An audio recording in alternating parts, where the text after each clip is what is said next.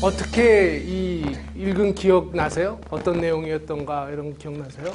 그러니까 사람을 뽑을 때는 지능도 아니고 그 사람의 경험도 아니고 그 사람 요즘에 많이 얘기하는 역량도 아니고 잠재력을 갖고 뽑아라 이런 내용이었었죠. 여기서 이제 잠재력을 갖고 뽑아라라는 거를 쓰신 분은 이건 젠더라고 혹시 아세요? 이건 젠더라고 우리가 흔히 보면 익세큐티브 서치라고 해서 헤드헌팅 하시는 분이에요. 그래서 헤드헌팅 쪽을 많이 하다 보니까 많은 그 훌륭한 그런 인물들을 인터뷰를 하고 그런 인터뷰에 대한 경험을 쭉 통해서 얘기를 해다. 그러니까 본인에 대한 생각을 정리하다 보니까 단순하게 어떤 사람이 이런 것들을 잘한다? 아니면 어떤 것들을 많이 알고 있다라고 해서 그 사람이 훌륭하게 상황을 만들어 나가지 않더라. 라는 것들을 상정을 하시면서 잠재력이라는 것들을 저희한테 제시를 했습니다. 그래서 이제 제가 감명 깊게 받았던 내용 갖고 이 부분에서 조금 저희가 한번 되돌아봐야 될 내용들을 중심으로 해서 말씀을 드리도록 하겠습니다. 저는 이제 인사 쪽에서 한 20년 동안 컨설팅을 계속 하다 보니까 사실 제일 중요한 것 자체는 올바른 사람을 올바른 장소에 배치하는 거, 그러니까 뽑아서 배치하는 것이 제일 가장 중요한 거예요. 사실 아무리 전략이 훌륭하도 그거를 할 사람을 제대로 뽑지 못하면 그 전략은 이루어질 수 없기 때문에 인사라는 부분들이 옛날에는 굉장히 지원 부서에서 요즘에는 굉장히 전략 부서로 바뀌어 나가고 있습니다. 그런 얘기는 뭐 이건희 회장님에 대한 얘기도 있고 많은 사람들이 앞으로의 성공할 수 있는 기업들의 성공 요인들은 훌륭한 인재를 확보하느냐 그렇지 못하느냐에 따랐다. 그 훌륭한 인재라는 것 자체는 어떤 면에서 훌륭하다는 얘기를 많이 하죠. 새로운 관점을 갖고 새로운 창의력을 갖고 아까 좀 플랫폼이라고 얘기했지만 새로운 플랫폼을 만들어서 회사를 지속적으로 성공해 나갈 수 있는 그런 것들을 필요한 사람들을 얘기를 하고 있습니다. 그러면 오늘 논의는 제가 20분 정도 말씀드리겠는데 첫 번째는 그러면 진짜로 회사가 원하고 있는 인재는 뭐냐? 그리고 실제로 그런 인재를 뽑기 위해서 어떤 것들을 주로 물어보고 어떤 것들을 주로 측정하나라는 것들을 첫 번째 보고요. 두 번째는 그렇다면 비즈니스가 계속 바뀌고 있는 상황에서 진정으로 필요한 인재라는 모습은 어떤 모습이고 어떤 사람은 새로운 상황에 대해서도 계속 성공을 하고 어떤 사람은 그렇지 못하며 이런 차별적인 부분들이 어떤 데서 나타날까라는 것들을 말씀을 드리고 이제 좀 세 번째는 다시 본문으로 좀 들어가서 그러면 페르난데스라는 이런 분이 말씀하시는 여러 가지 선발 기준들이 있었잖아요. 뭐 지능이라는 것들은 왜 중요한지 경험이라는 게 왜 중요한지, 역량이라는 게 왜 중요한지, 그러면 잠재력은 왜 중요한지에 대해서 한번 말씀을 드리고, 혹시 잊어먹으셨으면 그러면 이분이 얘기하는 잠재력이 어떤 얘기였냐라는 것들을 보고 나서 그러면 이 향후에 이 논문에서 시사점을 구하고 조금 더 가면 어떤 쪽에 대해서 조금 우리가 더 연구를 해보아야 될까? 에 대한 말씀을 드리고 20분 얘기를 드리도록 하겠습니다. 그게 이제 이렇게 5가지 내용으로 5장으로 해서 설명을 드릴게요. 회사가 원하는 인재, 어떤 인재를 원할까요? 제가 이제 대부분 이제 인사 담당 임원들한테 가서 회사에서는 어떤 인재를 원하세요? 그러면 대부분 저한테 말씀하시는 건 이렇게 얘기하세요. 저희는 창조적인 인재를 원합니다. 지금 그런 사람을 뽑고 있을까요? 실제로 외국은 어떻게 하고 있을까요? 실제로 창조적인 인재를 뽑고 있을까? 제가 이제 갖고 있는 자료가 조금 최근 거라고 하면 여러분들한테 더 의미가 있을 텐데 2008년에 대한 연구를 기초로 해서 보면 미국의 기업도 가장 중요하게 생각하는 건 다음 것들입니다. 일단 말이 통하고 말을 알아들어야 되는 거 아니냐라는 커뮤니케이셔널 스킬이라는 걸 가장 중요하게 얘기하고요. 기본적으로 윤리의식을 갖고 있어야 되는 거 아니냐. 직장을 다니면서 사적으로 활용하거나 뭐 이런 것들을 해서 강한 워크 에틱이라는 얘기를 하고 있고요. 세 번째는 일을 혼자 하는 거 아니지 않냐. 다른 사람과 더불어서 일하기 때문에 그런 것들이 중요한 거 아니냐라고 얘기를 하고 있습니다. 그 밑에는 뭐 플렉서빌리티라든가 등등 여러 가지 얘기들이 나와서 있지만 일단 이런 것들이 현재 가장 많이 얘기를 하고 있어요. 실제로 보면 한국에서도 과정들을 그러니까 면접에 대한 과정이나 선발에 대한 과정을 잘 보게 되면 이 부분과 크게 다르지 않은 상황입니다. 그래서 2008년에 저희가 102개 상장사를 대상으로 해서 설문을 한번 해봤어요. 실제로 어떤 것들을 중시하고 계세요? 라고 얘기를 했더니 26.5%가 팀워크, 아까 얘기했죠. 남들과 같이 일할 수 있는 사람을 뽑아야 된다라고 얘기를 하고 있고요. 그리고 또 22%가 도전정신이라는 것이 굉장히 중요하다라고 얘기를 하고 있고 12.4%가 상황 판단력, 이런 것들을 많이 보고 있고요. 그런 것들을 하기 위해서 주로 어떤 것들을 물어봅니까? 하고 질문에 대한 내용을 보게 되면 그 사람에 대한 성격이 어떠냐라고 잘 물어보고 그 사람의 가치관이 어떠세요? 왜 우리 회사를 지원했어요? 이런 얘기들을 많이 물어보고 있다고 얘기를 하고 있습니다. 그러니 선언적으로 얘기했던 창조와 실제로 뽑고 있는 어떤 선발에 대한 기준 자체는 동일하게 움직이고 있는 건 아닌 것 같아요. 그죠? 그리고 진짜로 창의적이라고 하면 옆에 이렇게 물어보고 면접할 때 창의적이세요? 라고 하면 예, 그렇게 대답합니까? 그 과정을 통해서 창의성을 판단할 수 있는 부분 한계가 있다고 생각을 합니다. 그게 현재에 대한 관행으로 볼 수 있고요.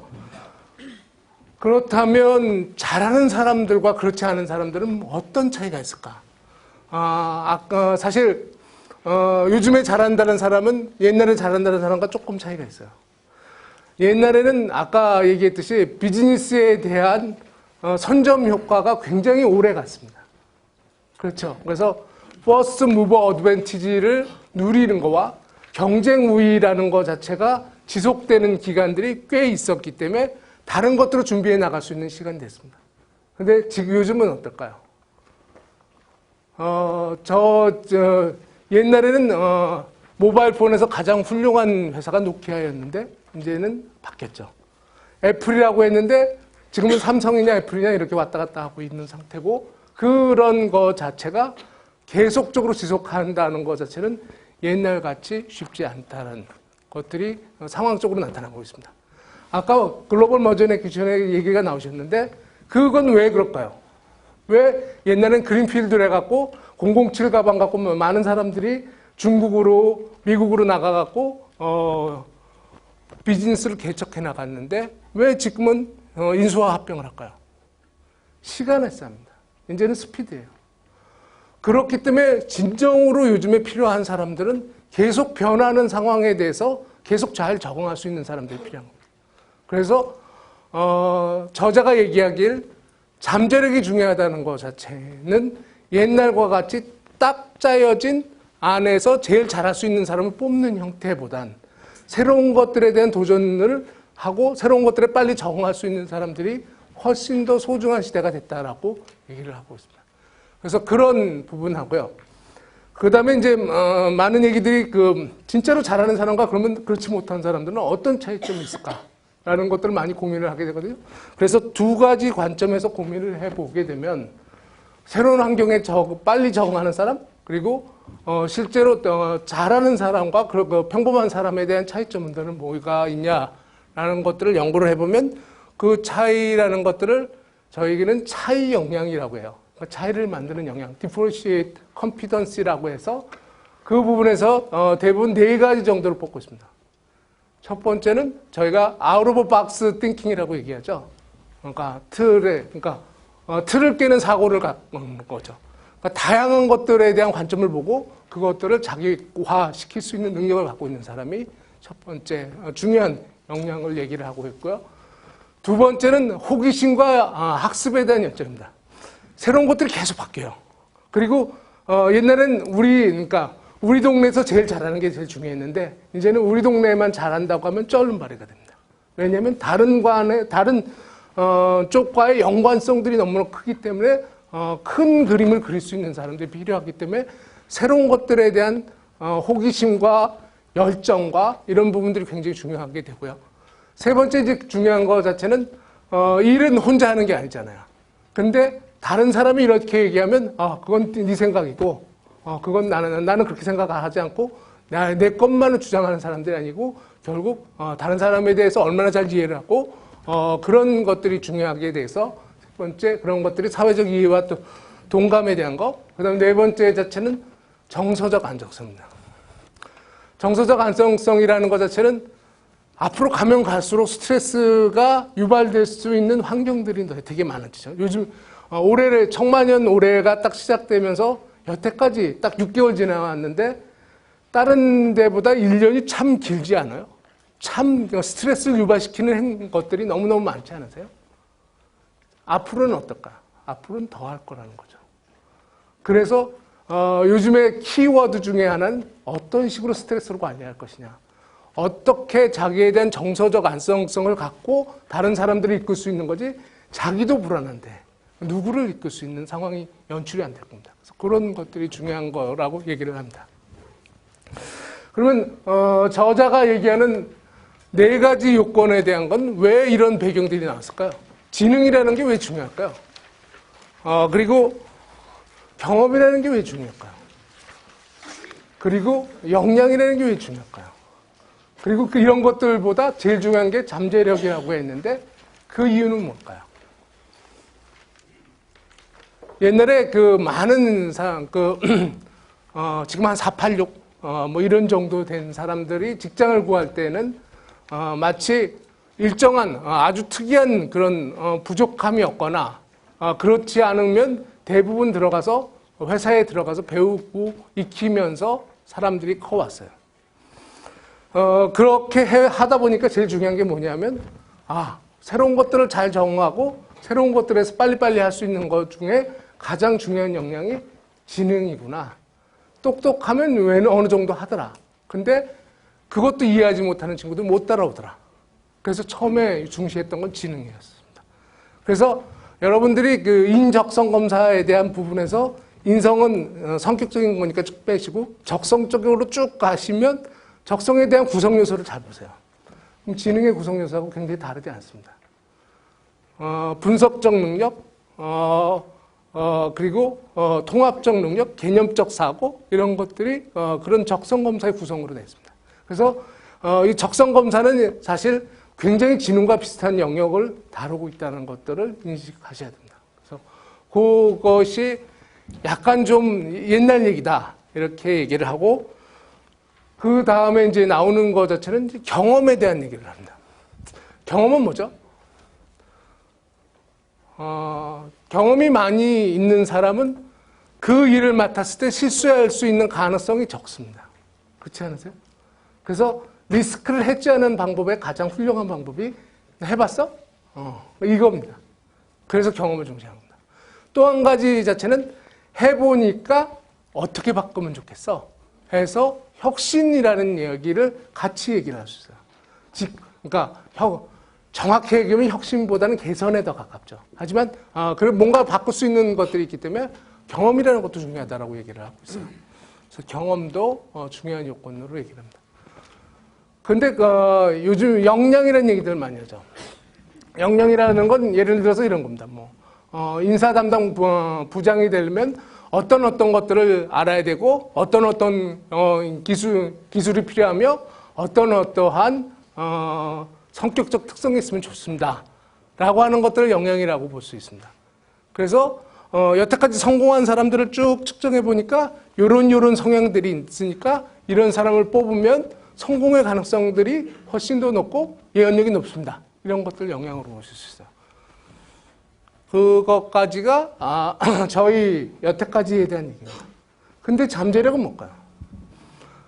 잠재력이라는 얘기를 던지게 됐던 가장 큰 이유는 앞으로에 대한 비즈니스는 계속 바뀔 것이다.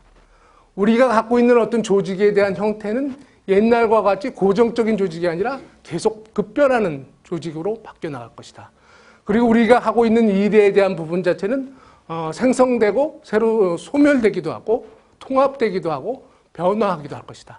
그렇기 때문에 국한시켜서 옛날에 했던 일 갖고 뽑아봤자 더 이상 훌륭한 지표가 되지 않을 것이다라는 배경 안에서 잠재력이 얘기가 된 겁니다. 그래서 21세기의 인재 발굴의 도구다라고 얘기했던 것 자체는 앞으로에 대한 비즈니스와 우리가 하는 일의 형태들이 바뀔 것이기 때문에 이런 것들을 얘기하게 된 겁니다. 그래서 이런 얘기가 그러면 이제 다시 한번 다 기억하시겠지만 저자가 얘기한 그런 잠재력은 5가지를 얘기했어요. 첫 번째는 동기입니다. 그죠? 올바른 동기. 읽어보니까 어떠세요? 사심 없이 목표를 추구하는 아주 순수함. 어떻게 측정할까요? 아까 똑같이 사심 없으세요? 올바른 동기를 갖고 계세요? 이렇게 측정할 수 있을까요? 이거 생각보다 쉽지 않은 얘기예요. 사실 본인이 사심이 없다고 해도 만약에 진짜 거기 그 직무를 자기가 그 포지션을 쟁취를 하겠다라고 하면 얼마나 양의 탈을 쓰고 저는 사심이 없습니다. 회사의 발전을 위해서 목숨을 걸고 있습니다. 이렇게 얘기를 할 수 있어요. 아까도 제 얘기 했듯이 저는 의리 때문에 합니다. 이렇게 얘기를 할 수 있다는 거죠. 그죠? 그래서 이거를 측정하려고 하면 심리적으로는 투사법이라는 것들이 있어요. 그래서 상황 자체를 묘하게 만들어서 그거에서 그 사람이 어떻게 반응하냐를 보고 측정하는 방법이 있습니다. 이런 것이 첫 번째고요. 두 번째는 호기심입니다. 호기심은 아까 나왔던 얘기하고 비슷하죠. 자별적인 부분, 자별적 역량이라는 거에서 호기심이라는 거 굉장히 중요하다. 특히 아까 얘기했듯이 많은 주재원으로 나가는 사람들의 성공 요인 중에 하나가 어떤 건지 아세요? 호기심입니다. 남이 나라 갔는데 야, 니네 나라 문화가 미개하구나 이렇게 얘기하는 사람은 절대로 성공할 수 없습니다. 와, 니네 그런 것도 있니? 야, 니네 문화는 어떤 배경을 갖고 나왔니? 이런 것들은 왜 그러니? 라고 관심을 갖는 사람은 그 관심 속에서, 그 호기심 속에서 뭔가 새로운 것들을 볼 수 있는 능력이 생기는데, 니네 문화는 니네 아직도 개먹니? 뭐 이렇게 얘기하는 사람은 절대로 저렇습니다. 그래서 실제로 보면 성공한 리더와 그렇지 않은 리더를 보게 되면 음식에 대한 그 선호들도 굉장히 다르다고 합니다. 그래서 성공한 리더는 많은 경우 다른 나라에 가서 새로운 음식을 시도를 하고요. 그렇지 않은 리더들, 특히 창의성이 조금 떨어진 리더 같은 경우는 자기가 계속 먹어왔던, 그러니까 한국에 와서도 야, 우리 양식 먹자 이렇게 얘기하는 사람들은 대부분 성공하지 못하는 경우들이 많다고 합니다. 그래서 그런 두 번째 호기심에 대한 얘기들이 있었고요. 세 번째로 통찰입니다.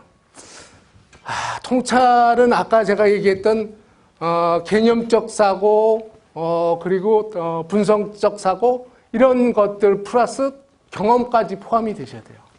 그러니까 어떤 비즈니스를 분석하고 그거에서 개념적으로 해서 같은 카테고리를 만들어내고 그러면서도 그거에서 번뜩하는 어떤 통찰력이 있어서 우리가 이렇게 해야 되겠다라고 할 수 있기 위해서는 굉장히 많은 역량들이 같이 섞여 있어야 되는 그런 부분입니다. 그래서 통찰이라는 거 굉장히 중요한 거죠. 그 다음에 이제 네 번째라는 건 관계 맺음. 저는 뭐 조금 해석을 다르게 하면 어떻게 사람들을 몰입시킬 것이냐라는 것이죠. 그래서 저희가 1류 리더, 2류 리더, 3류 리더 이런 얘기를 하죠. 혹시 얘기 들어보셨어요? 3류 리더는 지가 잘난 멋으로 하는 겁니다. 자신의 똑똑함을 갖고 하는 사람들이 3류 리더예요. 그런 사람 되게 많아요. 2류 리더는 자신이 똑똑함에도 불구하고 남한테 그냥 그 물리적인 힘을 좀 보태려고 하고 있기 때문에 그 조직은 그 리더의 크기만큼 가는 사람입니다. 진짜 1류 리더는 뭐냐면 남의 머리와 남의 생각을 통해서 회사를 자기보다 더 크게 만들어, 자기 그룹보다 더 크게 만들어내는 게 1류 리더라고 합니다.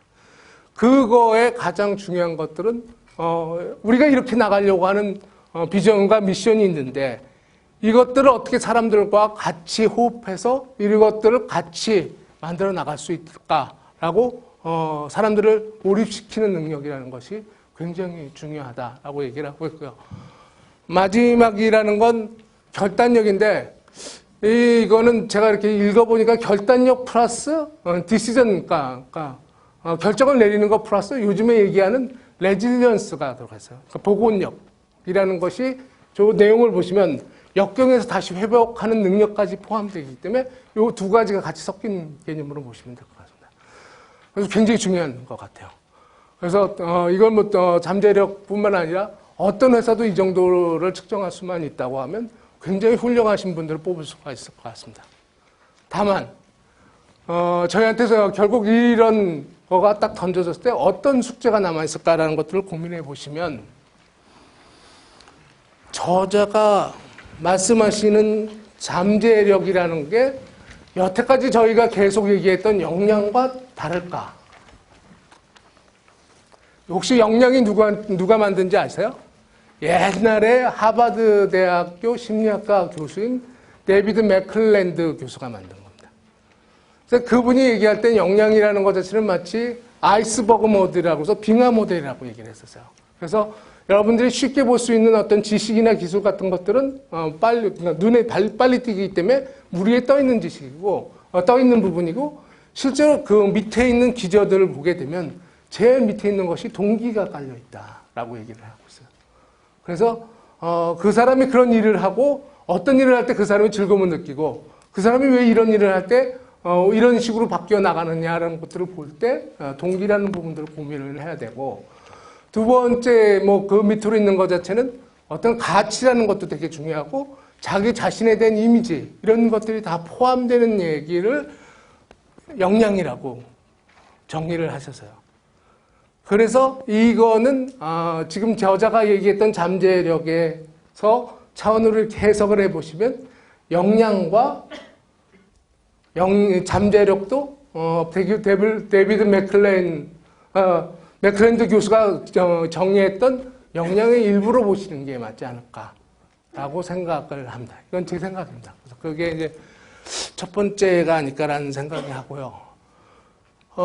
두 번째는 그럼에도 불구하고 이 아티클이 저희한테 주는 가장 큰 의미라는 것 자체는 앞으로에 대한 비즈니스에 대한 운영 형태들이 이제 뭐 그만하라고 목이 가까워지네.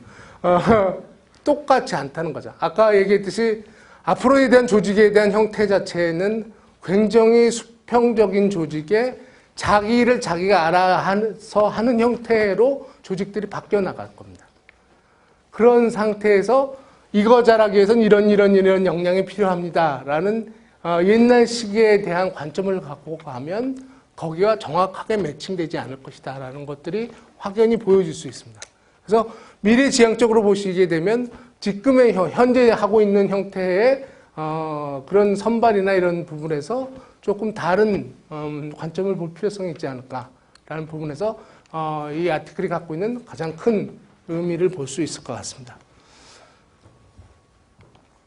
세 번째는 이런 잠재력이라는 게 쉽게 측정이 될 수 있을까라는 문제를 한번 고민해 보실 필요성이 있습니다.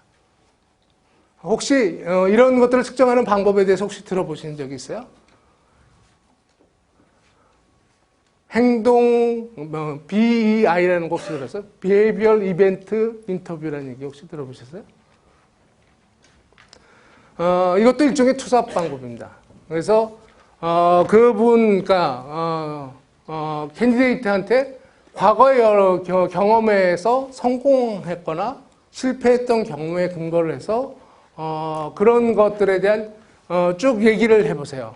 그때 그 상황에서 어떤 생각을 갖고 있었고 어떤 의도를 갖고 그런 일을 했으며 그런 의도를 했을 때 그런 것들이 왜 성공이 됐고 왜 성공되지 않았느냐에 대한 것들 얘기를 물어보는 형태로 하는 것이 일종의 투사식의 인터뷰 방법을 통해서 그 사람의 진정한 의도나 이런 것들을 파악하기 위한 방법이 있습니다.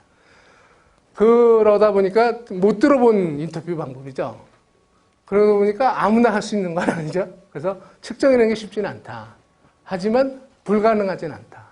그렇기 때문에 이런 것들이 적용이 될 수 있는 것들은 한계가 있을 것이다 라고 생각합니다. 아까 얘기했듯이 동기라는 것들을 측정하려고 하면 실제로 혹시 그거 보셨어요? 그렇게 잉크로 하는 롤샷 그런 그림 같은 것들 보시고 이것들이 이 그림이 어떻게 보여지십니까? 라고 물어보는 것들이나 아니면 굉장히 애매한 그림을 보고 그림에 대해서 기술해 보세요. 라는 형태의 것들을 혹시 경험해 보셨으면 그런 것도 일종의 투사 방법인데 그런 거를 통해서 측정할 수 있거든요.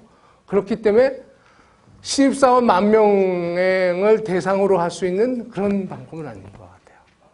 그래서 마지막으로 제가 생각하는 가장 중요한 것 자체는 그래서 결국 이런 방법 자체도 굉장히 한정적으로 활용될 수밖에 없다. 실제로 이것들이 소요되는 비용과 시간이 많이 소요되기 때문에 이것들은 모든 직무의 모든 사람, 모든 신입 직원한테 다 적용하기에는 너무나 비용이 많기 때문에 일부 중요한 포션 그리고 굉장히 중요하게 생각하는 임원 포션에 먼저 선행적으로 적용을 해봐서 그 부분들이 많이 숙달이 되면 이런 것들을 좀 더 확산해 나갈 수 있는 형태들이 필요하지 않을까라는 것들이 제가 이 아티클을 읽고 생각했던 내용들입니다. 그래서 그런 내용이고요. 혹시 제가 여태까지 말씀드린 내용 중에서 더 궁금하시거나 그런 거 있으면 질문을 받겠습니다. 그 대기업 공채 제도의 효용성하고 앞으로 그 미래에 대해서 어떻게 보십니까? 네,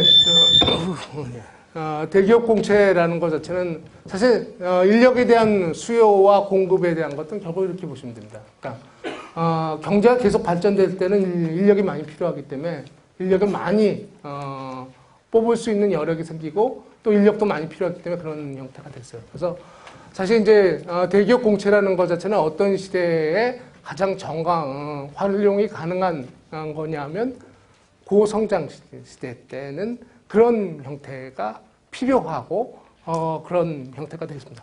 거기다가 또 고성장이라는 것들은 기본적으로 보면 어떤 상황을 되냐면 보통 여러 가지 나라들에 대한 어떤 GDP를 쭉 보시게 되면 보통 2만 불 밑에 있는 기업들, 2만 불 밑에 있는 정도에서 계속 고성장을 하고 있는 나라들이 기본적으로 따라가는 전략 자체는 마켓 리더 작전이 아니에요. 패스트 팔로우라고 해서 기본적으로 싼 인건비를 통해서 굉장히 빠르게 그러니까 빠르게 저렴하게 물건을 양산시키지만 베스트 퀄리티는 아니죠. 그런 것들을 만드는 그런 구조에서 가능한 구조거든요. 근데 2만 불이 넘어가기 시작되면 그 구조로는 더 이상 국가가 경쟁력을 가질 수 없고 기업도 경쟁력을 가질 수가 없는 상태가 됩니다. 그렇게 되면 앞으로 어떤 현상들이 일어나면 기본적으로 지금 저희한테 지금 닥치고 있는 것과 동일한 겁니다. 그러니까 많은 기업에서 고용 없는 성장을 하려고 하고요. 꼭 필요한 사람을 찝어서 뽑는 형태가 될 거예요. 그래서 옛날은 그물형의 채용 형태라고 하면 요즘은 작사량이에요. 그래서 꼭 필요한 사람들 꼭 찍어서 하기 때문에 요즘에 하고 있는 것 자체는 요 직무에 필요한 고성과자들은 요런 역량이 필요했으니까 그런 역량의 유무를 판단을 해서 뽑아오려고 하는 게 지금의 추세입니다. 이 저자는 그보다 또 한 발을 더 가시었다고 보시면 될 것 같아요. 그러면 앞으로는 어떨까? 진정으로 앞으로 자체는 물건들이 싸게 많이 만들 수 있는 그런 구조에서 진정으로 높은 수익률과 기업에 대한 성장이 일어날까? 아니면 새로운 것들을 만들어내고 고객에 대한 소구점들을 만들어내는 그런 회사가 성공할까? 명약관하게 대한 후자겠죠. 그렇기 때문에 이제는 똑같은 사람, 그러니까 이 일 잘할 수 있는 사람 뽑는 거는 굉장히 한정적일 것이고 실제로 새로운 것들을 만들어 나갈 수 있는 사람들을 뽑으려고 노력을 할 거예요. 그래서 그런 것들에 대한 어떤 얘기들을 잘 많이 얘기하는 것 자체는 여러분들이 다니엘 핑크라는 사람 아세요? 그 사람이 쓴 어떤 앞으로의 미래는 어떻게 될 것이고 앞으로에 대한 시대는 컨셉의 시대로 바뀔 것이다. 여태까지는 굉장히 좌뇌적인 것이 중시됐다면 앞으로는 우뇌적인 것이 중시될 것이다 라는 얘기들을 많이 하기 때문에 지금과 같은 똑같은 형태는 사라질 것이고 이제는 새로운 것들 그리고 앞으로 뭔가 새로운 것들을 만들어내고 그런 사람들이 필요한 것이 기업이 될 것이고 그렇기 때문에 채용에 대한 형태들이 바뀌어 나갈 것이라고 확신을 갖고 있습니다. 네, 알겠습니다. 기업에서 이렇게 사람을 어떤 문제점이 발생했다. 그 문제점을 조그만 문제점을 미리 발견해서 앞에 나가서 해결하는 사람이 있고, 그 문제점을 미리 알고 있으나 그 문제점이 커서 스노볼링해서 커가지고 닥쳐왔을 때 바로 타이밍을 가지고 해결하면 그 임팩이 조직 내에 커지는 사람이 있고, 세 번째로는 아예 문제가 너무 커서 그 문제에 깔려 죽는 이렇게 그런 점이 있을 수 있지 않습니까?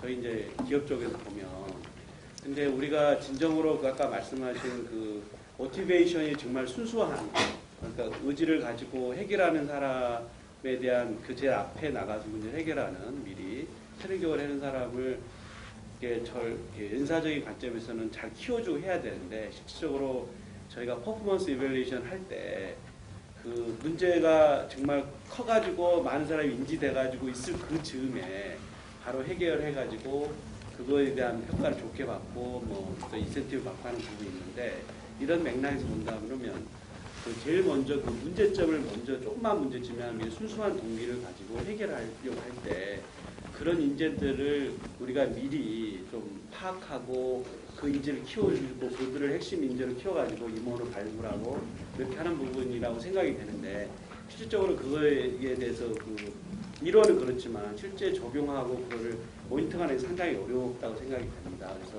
그런 의미에서 그런 인재를 조금 아이덴티파이 해가지고 할 수 있는 방법이 있습니다. 사실 되게 어려운 질문이세요. 사실은 지금 저희 그 기업들이 갖고 있는 어떤 문제점 자체가 저희가 중요하다고 얘기하는 것 자체를 측정하고 있냐라고 하면 그렇지 못하고 있다는 거가 문제거든요. 그러니까 실제로 보면 여러분들이 얘기하기 그 기업에 가서 많은 기업에 있는 사람들한테 물어보면 우리는 정말 창의력이 넘치는 사람들을 뽑아서 앞으로 미래를 이끌어갔으면 좋겠습니다라고 얘기를 합니다. 그래서 흔히들 보면 기업에서 그러면 성과가 가장 높은 사람들이 누굽니까? 라고 측정을 해보면 그분 성과를 가장 높은 사람들을 측정을 해서 그 사람들에 대한 창의력을 측정을 하면 어떨 것 같으세요?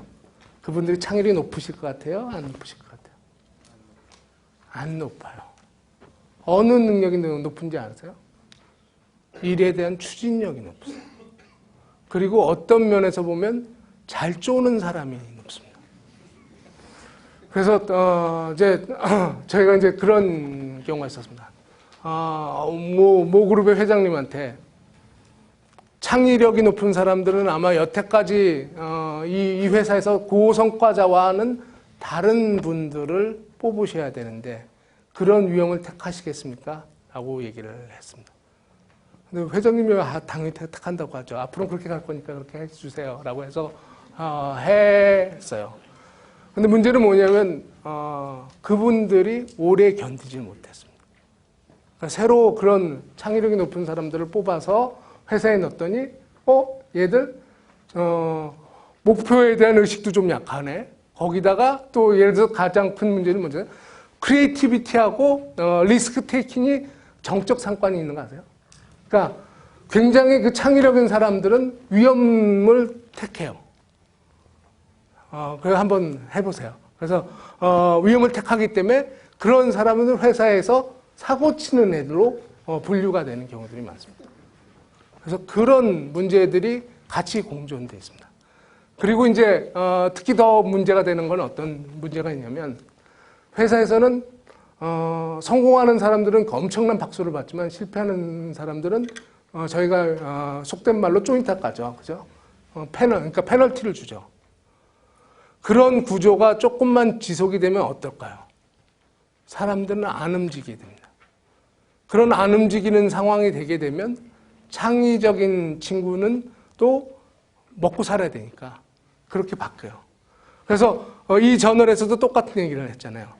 굉장히 탁월한 사람들이 일본 사람들이었는데 일본 기업에서 몇 년 있다 보니 다 고만고만해졌더라. 이게 평균 하향 현상입니다. 이런 것들이 일어나고 있습니다. 그래서 실제로 그런 여러 가지 것들을 바꾸려고 하면 지금에 있는 어떤 제도뿐만 아니라 문화와 그리고 경영자가 보고 있는 사람에 대한 시각 이런 부분들도 같이 바뀌셔야 됩니다. 그런 것들 바뀌기 위해서는 결국 이런 것들의 가장 큰 변화에 대한 어젠다는 앞으로의 우리 기업들이 살아갈 수 있는 가장 훌륭한 방법은 지금과 같이 똑같은 것들을 싸게 만든다고 해서 되는 것이 아니라 새로운 것들을 만드는 것이 우리가 살아갈 길입니다. 라는 것들이 설득이 되고 위서부터 바뀌어 나가서만 이런 것들이 제대로 정착이 될 수 있을 거라고 생각합니다. 그래서 이거는 짧은 전이가 아니에요. 굉장히 큰 오랫동안 저희가 고민하고 바꿔나가야 커다란 변화의 여정으로 생각을 하시고 하는 것들이 필요하실 것 같습니다. 그래서 가장 훌륭하신 건 경영진들 세미나, 그러니까 아침에 임원회의 할 때 자꾸만 이상한 생각하는 새로운 사고를 갖고 있는 사람들을 임원회에 자꾸만 넣으세요. 그래서 저 사람들이 무슨 얘기를 하는지 한번 들어보세요. 그러면 사실은 실제로 들어보면 처음에는 다친 마음이 있었지만 막 계속 그런 얘기를 듣다 보니 뭔가 우리가 뭔가 좀 바뀌어야 되는 것 같다라고 하면서 서서히 바꿔갑니다. 전문 사람은 좀 빨리 바뀌거든요. 근데 나이 드신 분들은 조금 더 오래 걸리는 것들은 사실이 존재하고 있습니다. 네, 다음 질문 받겠습니다. 앞에 계신 주시겠습니다. 그 아까 저쪽 분이 이제 그 공채 시스템하고 이제 경력사원으로 해서 이제 작살 시스템을 말씀을 주셨는데 그 시행착오를 여러 번을 이제 하면서 지금 아까 그 잠재력이라는 측면에서 봤을 때요. 공채로 이제 리크루팅을 해서 모집할 때는 뭐 대단히 좀 안타까운 얘기지만 자양 관모분을 생각을 해서 뽑습니다. 뽑아놓고 3년 정도의 어떤 그 트레이닝을 통해서 잠재력을 발굴해서 거기서 이제 직무적인 어떤 제너럴 어떤 뭐 로테이션을 시키다가 거기서 이제 잠재력을 발굴한다든지 아니면 그 회사에 맞는 역량을 발굴해서 뭐 실증적으로 한 4년 차 정도 되면 이제 좀 먹고 살고 자기 몸값을 하는 사람이네 해서 이제 그런 시스템으로 상당히 지금 많이 되어 있는데 지금 이제 급변한다라는 어떤 그 사회적인 그 풍토 속에서 내지는 이제 기업의 현실 속에서 작살용으로 뽑아놨더니 실제로 뭐 저도 이제 경험하는 것이 스펙이라든지 이런 것은 굉장히 뛰어난데 좋게 말하면 크리에이티브가 너무 강한 거고요. 좀 네거티브하게 얘기하면 조직 적응력이 안 돼서 자기 주장이 굉장히 오버스팅되고 배려가 없는 스타일이 굉장히 전반적으로 많습니다. 그렇게 봤을 때는 지금 어떻게 보면 잠재력이 지금 여기서 아티클에서 얘기하는 그 잠재력이라는 측면에서 어떤 그 포장이 아닌가라는 생각이 좀 많이 듭니다. 다시 말해서 미래의 어떤 뭐 성장이 굉장히 급속도로 성장 사이클하고 인사 시스템의 사이클이 같이 가면 괜찮은데 이게 고비용 구조 내지는 어떤 생산성의 문제를 생각하다 보니까 직무급이라는 시스템 내지는 작살형으로 아니면 그 기업에 맞게끔 쪽집게처럼 뽑아야 된다는 것을 포장하기 위해서 어떤 좀 그렇게 되고 있는 현실은 아닌가라는 좀 생각이 듭니다. 결국은 어느 정도 생산성을 생각하면서 그 여유, 90명이 필요하다면 한 100명 정도 뽑아서 리크루팅을 한 다음에 거기서 이제 한 3년 정도 지나면서 거기서 뽑아서 이렇게 그 다음 비전을 생각하는 그렇게 봤을 때 결론적으로 지금 우리 한국 같은 시스템에서는 직무급이라든지 이런 것이 정확하게 도입이 안 되어 있는 이런 나라에서는 공채 제도하고 그다음에 이제 R&D랑 이런 쪽 연구 개발 무슨 이런 기술 쪽의 어떤 그런 쪽에서 스페셜리스트를 뽑는 어떤 작사형 이런 것이 좀 믹스돼야 된다고 그러는데 아까 지금 강사님께서는 직무급이 앞으로의 대세다라고 얘기를 하시니까 좀 약간 좀 혼란이 좀 오거든요. 지금 현실 속에서 우리는 좀 진실하게 서로 얘기를 해야 되는데 언론이나 이런 데 대해서는 공채 아니고 이제 기업에서 돈이 없으니까 안 뽑는 거지 사실은 그렇지 않습니까? 다 해도 학습하고 싶기도 하고 키우고도 싶은데 돈이 없는 거예요. 인사 비율이 자꾸 올라가니까 그런 거 아니겠습니까? 예. 이어서 시간이 결국은 누가 뽑느냐가 사실 중요한 그 관건이라고 생각을 합니다. 근데 강사님께서 생각하시기에는 이거를 인터뷰하는 사람들이 잠재력 있는 사람을 뽑으려면 어떤 능력을 가진 사람이 인터뷰를 해야 되느냐, 그 부분에 어떻게 생각하시는지 같이. 사실 이제 제가 오기 전에 이 내용을 얘기하면서 이렇게 미래에 대한 얘기하고 끝나면 가장 아름답게 끝날 거다라고 생각을 했고, 가장 열악하게 끝나는 것 자체는 현실적인 얘기를 들어오면 가장 열악하게 끝날 가능성이 있다라고 생각을 했는데, 덕분에 딱 맞췄습니다. 그래서 아까까지는 괜찮았는데, 사실 이제 현재 우리가 지금 닥쳐 있는 거는 어떤 거냐면, 저희는 뉴 노멀 시대예요. 그래서 저희는 앞으로 우리나라가 GDP 발전이라는 것 자체는 잠재 성장률이 3, 4%에서 왔다 갔다 할 것이고, 그것이 조금만 지나면 2%로 떨어질 거고, 조금 더 지나면 1%까지 떨어지는 굉장히 열악한 상황들이 저희한테 미래로 준비되고 있는 상태입니다. 그런 상황에서 지금 앞으로 저희가 일어날 수 있는 가장 큰 시나리오는 어떤 거냐면, 지금서부터는 아까 얘기했던 작사령으로 갈 거예요. 그것도 어떻게 갈 거냐면, 사실 이제 이게 어떤 부분과 연관성들이 되냐면, 지금 얘기하는 뭐 통상임금이 바뀐다, 뭐 이런 얘기는 좀 들어보셨겠죠? 정년이 연장된다, 이런 얘기들 들어보셨을 거기 때문에, 그런 어떤 기본적으로 갖고 있는 어떤 근로 조건들이 바뀌면서 정부 쪽에서 지금 추구하고 있는 것 자체는 잡 쉐어링을 통해서 채용을 더 많이 만들려고 하고 있는 상태이기 때문에, 그런 것들이 자꾸만 기업에 주는 프레셔가 많아질 겁니다. 기업이 계속 뽑을 수 있는 상황들이 안 되기 때문에 기본적으로 어떤 영역은 굉장히 스페시픽하게 뽑고, 그러다 보니까 이 사람들을 많이 가져가지 않기 때문에 굉장히 경험 있는 친구를 뽑는 형태의 구성이 앞으로 될 가능성이 좀 많아요. 그래서 그렇게 진행이 되는 것이 지금 초기의 부분이 될 것이고, 이제 사실 이제 그거를 반전시킬 수 있는 유일한 상황 자체는 어떤 구조가 지금 우리가 나오고 있냐면, 우리나라가 가장 빨리 노령화가 되면서, 사실 현재는 아닙니다. 근데 10년이라는 시계를 갖다 확 돌리시면 저희는 인력 부족 국가예요. 왜냐하면 경제 활동 인구가 지금 줄고 있거든요. 그렇기 때문에 기업에 대한 성장 속도를 못 맞추기 때문에 사실 사람이 더 필요한 상황이 연출이 될 겁니다. 그런 상황이 연출이 되고 나서 기본적으로 지금 기업에 대한 어떤 경쟁력 구도도 지금과 똑같은 형태로 먼저 진출했으니까 가장 크게 즐길 거야라는 것들이 조금 더 많이 바뀌어지면서 정말 굉장히 그 풍부한 물건이 나오면서도 소비를 창출해낼 수 있는 역량을 갖고 있는 그런 기업만이 살아나는 구조가 될 겁니다. 그렇기 때문에 그런 구조 내에서는 지금 얘기했던 새로운 잠재력을 갖고 있는 사람들을 다시 볼 수 있는 그런 상황이 올 것이다 라고 생각을 하고요.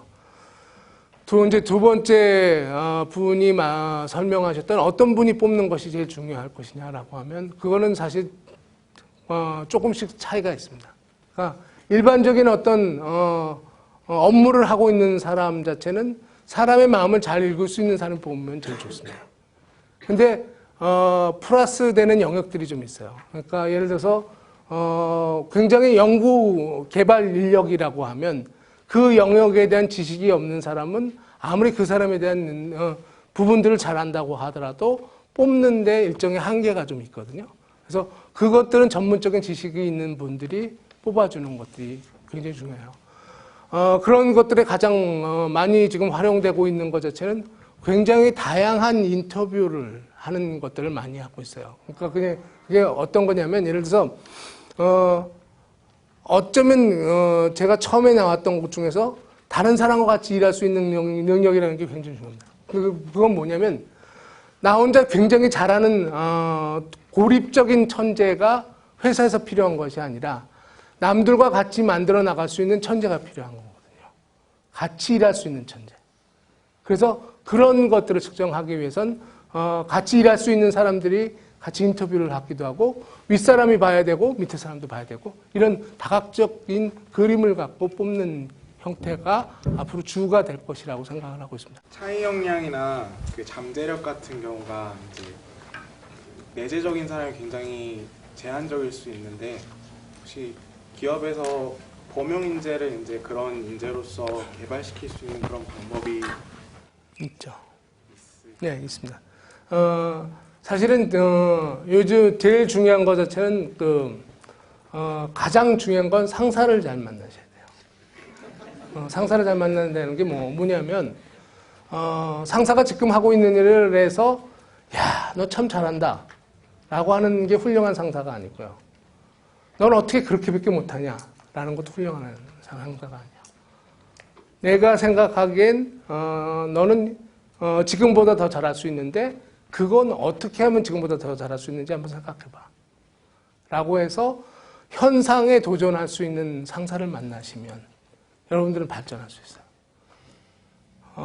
모든 게 다 그런 것 같아요. 그러니까 사실 혁신이라는 거에 대한 거에 가장 큰 거는 뭐냐면 지금 가장 잘 되고 있는 거를 바꿔야 되겠다고 생각할 때 혁신이 일어납니다. 그래서 똑같아요. 잘하고 있더라도 계속 어쩌면 에임하이랑 똑같을 수도 있겠네요. 하고 있는 거 사실은 이제 인사에서는 레이저 바라고 하거든요. 바를 올려라. 그러니까 지금 당신이 하고 있는 것 자체는 당신에 대한 역량의 80%만 하고 있습니다. 더 잘할 수 있도록 한번 하십시오라고 해서 계속 도전할 수 있는 사람들이 가장 하고요. 그게 이제 밑에 단계에서 가장 훌륭한 상사를 만나는 게 중요하고 위로 올라가시면 어떤 것들이 필요하냐면 굉장히 도전적인 과제를 맡으시면 됩니다. 그래서 리더로서 가장 성공할 수 있는 자체는 망하는 사업에 가서 한번 일으켜봐 라는 것들을 받아서 그것들에 대해서 한번 해본 사람, 이런 사람들은 굉장히 많은 경험을 할 수밖에 없습니다. 그래서 요즘에 그 리더십에 대한 개발 중에 많이 활용하는 것 중에 하나가 그런 도전적 과제입니다. 그래서 그런 것들이 하고 사실 어떤 면에서 보면 새로운 것들에 대한 개발은 지금과 같이 지금 잘하고 있는 거에 대해서 계속 퀘션을 찍을 때 새로운 것들이 나올 수 있기 때문에 그런 것들로 여러분들을 개발하시는 것들이 필요해요. 그래서 지금 하고 있는 게 너무 편해요. 근데 이걸 바꾸면 어떨까? 여기서 더 할 수 있는 게 뭐 있을까? 라고 하면 여러분 자체도 창의력이 개발될 수 있습니다. 네, 오늘 멋진 강연해 주신 김기령 대표님께 큰 박수 부탁드립니다.